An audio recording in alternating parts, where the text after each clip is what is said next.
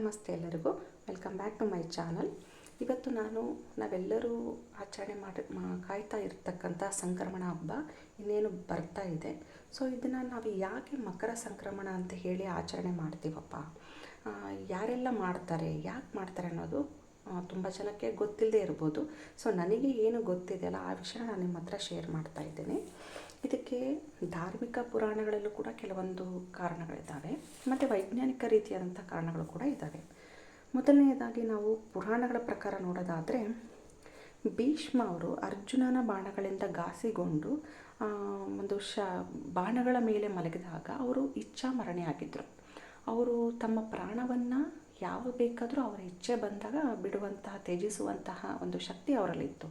ಅವರು ದಕ್ಷಿಣಾಯನ ಕಾಲ ಮುಗಿದು ಉತ್ತರಾಯಣ ಕಾಲ ಬರೋವರೆಗೂ ಕಾದ್ರಂತೆ.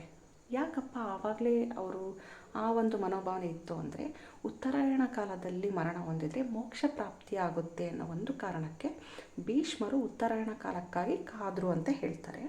ಆಮೇಲೆ ಎರಡನೇದಾಗಿ ನೋಡೋದಾದರೆ, ಭಗೀರಥ ತನ್ನ ಪೂರ್ವಜರಿಗೆ ಮೋಕ್ಷವನ್ನು ಕೊಡಿಸಲಿಕ್ಕೆ ದೇವಗಂಗೆಯನ್ನು ಭೂಮಿಗೆ ತಂದಾಗ ದೇವಗಂಗೆ ಕಪಿಲ ಮಹರ್ಷಿಗಳ ಆಶ್ರಮವನ್ನು ಪ್ರವೇಶ ಮಾಡಿದ್ರಂತೆ ಈ ಉತ್ತರಾಯಣ ಕಾಲದಲ್ಲಿ. ಅದು ಕೂಡ ಸೊ ಇದನ್ನು ಪಾಪನಾಶಕ ದಿನ ಅಂತಲೂ ಕೂಡ ಕರೀತಾರೆ.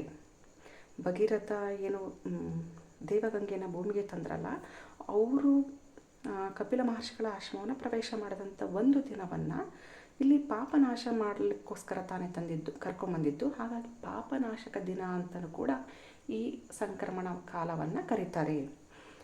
ಆಮೇಲೆ ಮತ್ಸ್ಯ ಪುರಾಣಗಳ ಪ್ರಕಾರ ಏನಪ್ಪ ಅಂದರೆ, ದೇವತೆಗಳ ದಿನ ಶುರುವಾಗೋದು ಈ ಸಂಕ್ರಮಣ ಕಾಲದಲ್ಲಿ ಅಂತೆ. ಹಾಗಾಗಿ ಇದನ್ನು ಕಲ್ಯಾಣಕಾರಕ ದಿನ ಅಂತಲೂ ಕೂಡ ಕರೀತಾರೆ. ನಮ್ಮ ದೇಹ ಪಂಚಭೂತಗಳಿಂದ ಆಗಿರ್ತಕ್ಕಂಥ ದೇಹ. ಈ ಬ್ರಹ್ಮಾಂಡದಲ್ಲಿ ಯಾವುದೇ ರೀತಿಯ ಬದಲಾವಣೆ ಆದರೂ ಕೂಡ ನಮ್ಮ ಪೂರ್ವಜರು ಏನು ಮಾಡಿದ್ದಾರೆ, ಆ ಪ್ರತಿಯೊಂದು ಬದಲಾವಣೆಯನ್ನು ಕೂಡ ಹಬ್ಬಗಳನ್ನಾಗಿ ಆಚರಣೆ ಮಾಡಿದ್ದಾರೆ ಮೊದಲಿಂದ. ಸೊ ನಮಗದರ ಹಿನ್ನೆಲೆ ಗೊತ್ತಿದೆ, ನಾವು ಒಂದು ವಿಶೇಷವಾಗಿ ಖುಷಿಯಾಗಿ ಹಬ್ಬಗಳನ್ನು ಆಚರಣೆ ಮಾಡ್ತಾ ಹೋಗ್ತೀವಿ. ಅದರ ಹಿನ್ನೆಲೆಯನ್ನು ತಿಳಿತಾ ಬಂದಾಗ ನಮಗೆ ಗೊತ್ತಾಗುತ್ತೆ, ನಮ್ಮ ಪೂರ್ವಜರು ಮಾಡಿರ್ತಕ್ಕಂಥ ಪ್ರತಿಯೊಂದು ಕೂಡ ವೈಜ್ಞಾನಿಕವಾದಂಥ ಕಾರಣಗಳಿದ್ದಾವೆ ಅನ್ನೋದು ತಿಳಿದು ಬರುತ್ತೆ. ಹಾಗಿದ್ದರೆ ಏನು ಆ ವೈಜ್ಞಾನಿಕ ಕಾರಣ ಅಂತ ನೋಡೋದಾದರೆ, ಸೂರ್ಯ ತನ್ನ ಪಥವನ್ನು ಧನುರಾಶಿಯಿಂದ ಮಕರ ರಾಶಿಗೆ ಬದಲಾಯಿಸುವಂತಹ ಒಂದು ಬದಲಾವಣೆ. ಆಮೇಲೆ ದಕ್ಷಿಣಾಯನ ಪಥದಿಂದ ಉತ್ತರಾಯಣ ಪಥದಲ್ಲಿ ತನ್ನ ಪ್ರಭೆಯನ್ನು ಚೆಲ್ತಾನಂತೆ ಸೂರ್ಯ. ಧನುರಾಶಿಯಲ್ಲಿರ್ತಕ್ಕಂಥ ಸೂರ್ಯ ಅಂದರೆ ದಕ್ಷಿಣಾಯದ ಪಥದಲ್ಲಿ ಹೋಗ್ತಾ ಇರ್ತಾನೆ. ಆ ನಂತರ ಏನು ಮಾಡ್ತಾನೆ ಸೂರ್ಯ, ಮಕರ ರಾಶಿಗೆ ಪ್ರವೇಶ ಮಾಡ್ತಾರೆ. ಧನುರಾಶಿಯಿಂದ ಮಕರ ರಾಶಿಗೆ ಪ್ರವೇಶ ಮಾಡಿ ದಕ್ಷಿಣಾಯನ ಪಥದಿಂದ ಉತ್ತರಾಯಣ ಪಥದಲ್ಲಿ ತನ್ನ ಪ್ರಭೆಯನ್ನು ಚೆಲ್ತಾನೆ ಸೂರ್ಯ ಅಂತ ಇದಕ್ಕೆ ಒಂದು ಪ್ರತೀತಿ ಇದೆ. ಆಮೇಲೆ ಕೆಲವರು ಕೇಳ್ತಾರೆ, 14ನೇ ತಾರೀಕು ಮತ್ತು 15ನೇ ತಾರೀಕು ಪ್ರತಿ ವರ್ಷ ನಾವು 2 ದಿನದ ಸಂಕ್ರಮಣವನ್ನು ಆಚರಣೆ ಮಾಡಬೇಕಾ ಅಂತ ಕೆಲವರು ಕೇಳೋ ಒಂದು ಮಾತು ನಾನು ಗಮನಿಸಿದ್ದೀನಿ. ಮುಖ್ಯವಾಗಿ ಹೇಳಬೇಕಂದ್ರೆ 14ನೇ ತಾರೀಕೆ ತುಂಬ ಶುಭಕರ ಅಂತ ಹೇಳ್ತಾರೆ. ಆದರೆ 14 ಶುಭಕರ ಆಗಿದ್ದರೆ 15 ಶುಭಕರ ಅಲ್ವಾ ಅಂತ ಕೇಳ್ಬೋದು. ಖಂಡಿತ ತಪ್ಪು. ಕೆಲವು ಪ್ರದೇಶದಲ್ಲಿ ಸೂರ್ಯ ತನ್ನ ಪ್ರಭೆಯನ್ನು 15ನೇ ತಾರೀಕು ಚೆಲ್ತಾನಂತೆ. ಹಾಗಾಗಿ 2 ದಿನಗಳನ್ನು ಮಕರ ಸಂಕ್ರಮಣ ಅಂತ ಹೇಳಿ ಆಚರಣೆ ಮಾಡಲಾಗುತ್ತೆ. ಆಮೇಲೆ ರೈತರು ಏನಪ್ಪ ಇಲ್ಲಿ ಮುಖ್ಯವಾಗಿ ಅಂದರೆ, ರಾಶಿಗಳನ್ನು ಅಂದರೆ ದವಸ ಧಾನ್ಯದ ರಾಶಿಯನ್ನು ಪೂಜೆ ಮಾಡೋಂಥದ್ದು ನಾವು ನೋಡಿರ್ತೀವಿ. ಅಲ್ಲಿ ತನಕನೂ ತಮ್ಮ ಹೊಲದಲ್ಲಿ ಕೆಲಸಗಳನ್ನು ಮಾಡಿ ಎಲ್ಲ ಕೆಲಸಗಳನ್ನು ಮುಗಿಸಿದಂಥ ರೈತ ಈ ಸಂದರ್ಭದಲ್ಲಿ ಎಲ್ಲ ಬೆಳೆಗಳನ್ನು ರಾಶಿ ಮಾಡಿ ವಿಶ್ರಾಂತಿ ಪಡೆಯುವಂತಹ ಒಂದು ಕಾಲ ಅಂತೆ ಇದು. ರೈತ ಇರ್ಬೋದು, ಆಮೇಲೆ ರಾಸುಗಳು, ಎತ್ತುಗಳು, ಆಮೇಲೆ ಏನು ನಾವು ಉಪಯೋಗಿಸ್ತೀವಲ್ಲ ಗೂಳಿ, ಅವೆಲ್ಲವೂ ಕೂಡ ಈ ಸಂದರ್ಭದಲ್ಲಿ ವಿಶ್ರಾಂತಿ ಪಡೆಯುವಂಥ ಕಾಲ ಅಂತ ಹೇಳಿ ಕೂಡ ಕರೀತಾರೆ. ಮತ್ತು ಈ ದಿನದಲ್ಲಿ ದಾನ ಧರ್ಮ ಮಾಡಿ ತೀರ್ಥ ಸ್ನಾನ ಮಾಡೋದು ತುಂಬ ಒಳ್ಳೆಯದು ಅಂತ ಹೇಳ್ತಾರೆ ಮಕರ ಸಂಕ್ರಮಣದ ಕಾಲದಲ್ಲಿ. ಕೆಲವರು ಕೇಳೋ ಒಂದು ಪ್ರಶ್ನೆ ಏನು ಅಂದರೆ, ಯಾವ ದೇವರನ್ನು ಆರಾಧನೆ ಮಾಡಬೇಕು? ಈ ಪ್ರಶ್ನೆಗೆ ನನಗೆ ಇತ್ತೀಚೆಗೆ ಸಿಕ್ಕಂಥ ಉತ್ತರ ಅಂದರೆ, ವಿಷ್ಣು ದೇವನ ಆರಾಧನೆಯನ್ನು ಮಾಡಿದರೆ ತುಂಬ ಒಳ್ಳೆಯದು.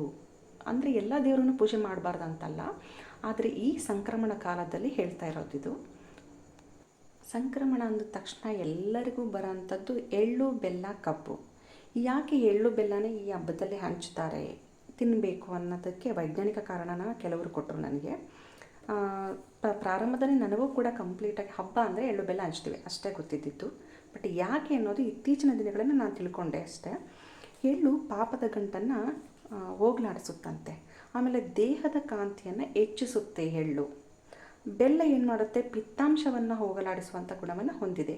ಈಗ ನೆಕ್ಸ್ಟು ಈ ಸಂಕ್ರಮಣ ಮುಗಿದಿಂದೆ ನೆಕ್ಸ್ಟ್ ಬರೋ ದಿನಗಳು ಬೇಸಿಗೆ ಕಾಲ, ತುಂಬ ಬಿಸಿಲಿರುತ್ತೆ. ಅಲ್ಲಿ ಯಾವಾಗ ಏನಾಗುತ್ತೆ, ಪಿತ್ತಾಂಶವನ್ನು ತಡೆಯುವಂಥ ಶಕ್ತಿ ನಮ್ಮ ದೇಹಕ್ಕೆ ಮೊದಲೇ ಕೊಟ್ಬಿಡೋಣ ಅಂತೇಳಿ ಹಿರಿಯರು ಬೆಲ್ಲವನ್ನು ತಿನ್ನುವಂಥ ಒಂದು ಪ್ರವೃತ್ತಿಯನ್ನು ಬೆಳೆಸಿದ್ದಾರೆ. ಎಳ್ಳು ಕೂಡ ಅಷ್ಟೆ. ಎಳ್ಳು ಪಾಪದ ಗಂಟನ್ನು ಹೊರಹಾಕುತ್ತೆ. ಆಮೇಲೆ ನಮ್ಮ ದೇಹಕ್ಕೂ ಕೂಡ ಈ ಸಂದರ್ಭದಲ್ಲಿ ನಮ್ಮ ದೇಹವನ್ನು ಬೆಚ್ಚಗಿಡತಕ್ಕಂಥ ಅಂಶಗಳು ಈ ಎಳ್ಳಿನಲ್ಲಿದ್ದಾವೆ. ಮುಂದೆ ಬರ್ತಕ್ಕಂಥ ಪಿತ್ತಾಂಶವನ್ನು ಹೋಗಲಾಡಿಸುವಂಥ ಗುಣ ಬೆಲ್ಲದಲ್ಲಿದೆ. ಹಾಗಾಗಿ ಎಳ್ಳು ಬೆಲ್ಲದ ಎರಡೂ ಮಿಶ್ರಣವನ್ನು ಜನ ತಿನ್ನೋದ್ರಿಂದ ಆರೋಗ್ಯವಾಗಿರ್ತಾರೆ ಅನ್ನೋದು ನಮ್ಮ ಹಿರಿಯರ ಆಗಿನ ಕಾಲದಲ್ಲಿ ಯೋಚನಾ ಶಕ್ತಿ ಆ ಥರ ಇದೆ. ಅದು ವೈಜ್ಞಾನಿಕವಾಗಿ ಕೂಡ ಸತ್ಯ. ಸೊ ನಮ್ಮ ಹಿರಿಯರು ಏನೇ ಮಾಡಿದರೂ ಕೂಡ ಅದು ನಮ್ಮ ಎಲ್ಲರ ಒಂದು ದೃಷ್ಟಿಯಿಂದ ವೈಜ್ಞಾನಿಕವಾಗಿ ಕೂಡ ಒಳ್ಳೆಯದು ಅನ್ನೋದು ಇದರಿಂದ ಗೊತ್ತಾಗುತ್ತೆ ನಮಗೆ. ಆಮೇಲೆ ರಾಸುಗಳನ್ನು ಹಾರಿಸೋದು ಕೆಲವರು ಮನೋರಂಜನೆ ಅಂತ ಅಂದ್ಕೊಂಡಿದ್ದಾರೆ. ಆದರೆ ನೋಡಿ, ಹಿರಿಯರು ಏನು ಮಾಡಿದ್ದಾರೆ, ಹೊಲದ ಕೆಲಸಗಳನ್ನೆಲ್ಲ ಮುಗಿಸಿ ವಿಶ್ರಾಂತಿ ಪಡೆಯುವಂಥ ಒಂದು ಟೈಮಲ್ಲಿ ರಾಸುಗಳ ಮೇಲೆ ಅಂದರೆ ಗೂಳಿಗಳು, ಎತ್ತುಗಳ ಮೇಲೆ ಏನಾದರೂ ಕ್ರಿಮಿ ಹುಳಗಳಿದ್ದರೆ ಆ ಬೆಂಕಿಯಿಂದ ಹಾರುವಾಗ ಅವು ಸುಟ್ಟು ಹೋಗಲಿ, ನಾಶವಾಗಲಿ ಅನ್ನೋ ಒಂದು ವಿಷಯದಿಂದ ಈ ಕ್ರೀಡೆಯನ್ನು ಕೂಡ ಮಾಡಿದ್ದಾರೆ. ಕೆಲವು ಕಡೆ ಮಕ್ಕಳು ಗಾಳಿಪಟವನ್ನು ಹಾರಿಸ್ತಾರೆ, ಇನ್ನು ಕೆಲವು ಕಡೆ ಆಗಲೇ ಹೇಳಿದಾಗೆ ರಾಸುಗಳನ್ನು ಬೆಂಕಿಯಿಂದ ಹಾರಿಸ್ತಾರೆ, ಬೆಂಕಿ ಮೇಲೆ. ಸೊ ಈ ರೀತಿಯಾಗಿ ವಿಭಿನ್ನ ರೀತಿಯಲ್ಲಿ ವಿಭಿನ್ನ ಶೈಲಿಯಲ್ಲಿ ಸಂಕ್ರಮಣವನ್ನು ಆಚರಣೆ ಮಾಡಲಾಗುತ್ತೆ ಎಲ್ಲ ಕಡೆ. ಎಳ್ಳು ಬೆಲ್ಲ ತಿಂದು ಒಳ್ಳೊಳ್ಳೆ ಮಾತಾಡಿ ಅನ್ನೋದು ಕೂಡ ನಮ್ಮ ನಾಣ್ಣುಡಿ, ಹಿರಿಯರ ಒಂದು ಮಾತು, ಹಳೆಯ ಮಾತು. ಈಗೂ ಕೂಡ ನಾವು ಅದನ್ನೇ ಹೇಳ್ತೀವಿ. ಈ ಮಾಹಿತಿ ಯಾರಿಗೆಲ್ಲ ಇಷ್ಟ ಆಗಿದೆ ಲೈಕ್ ಮಾಡಿ, ಶೇರ್ ಮಾಡಿ, ಸಬ್ಸ್ಕ್ರೈಬ್ ಮಾಡೋದನ್ನು ಮಾತ್ರ ಮರಿಬೇಡಿ. ಧನ್ಯವಾದಗಳು.